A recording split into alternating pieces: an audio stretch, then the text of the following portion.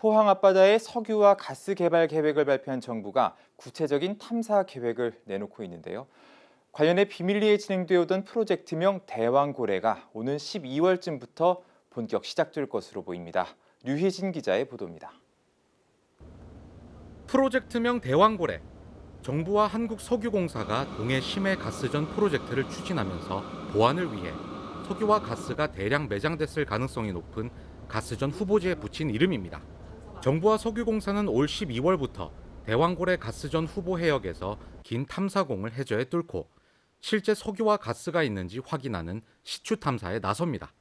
예상 매장 자원 비율은 가스 75%, 석유가 25%, 실제 대량의 자원이 발견될 경우 석유보다는 가스의 비중이 훨씬 높은 가스전의 형태일 것으로 추정됩니다.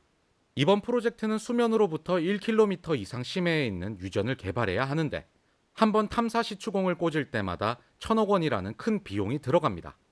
해외 전문기관은 이번 탐사 시추 성공 가능성을 20% 정도로 보고 있는 상황.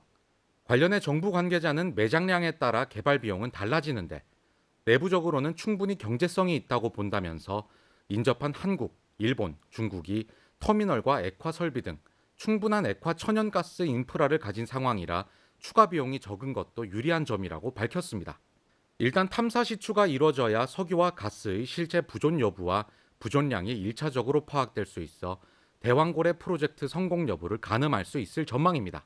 이런 가운데 산유 도시가 될 가능성이 생긴 포항시는 지역 산업 구조가 큰 전환점을 맞게 되는 만큼 성공적인 변화를 위해 총력을 기울일 방침입니다. 기존에 있는 산업 외에 석유 산업이 가스 산업이 우리 하나 생기게 되니까 전후방 효과가 엄청날 것 같아요. 이번에 꼭 그걸 성공할 수 있도록 저는 이제 기원을 하고 모든 지원을 아끼지 않아야 되겠다. 그것도 가장. 한편 동해 심해 석유 가스 매장 분석을 담당한 미국 액트지오의 비토르 아브레우 대표가 5일 한국에 도착한 가운데 정부 관계자와 국내 유관기관을 만나고 오는 7일쯤 기자회견을 열어 영일만 광구의 분석 결과에 대해 설명할 것으로 보입니다. HCN 뉴스 류희진입니다.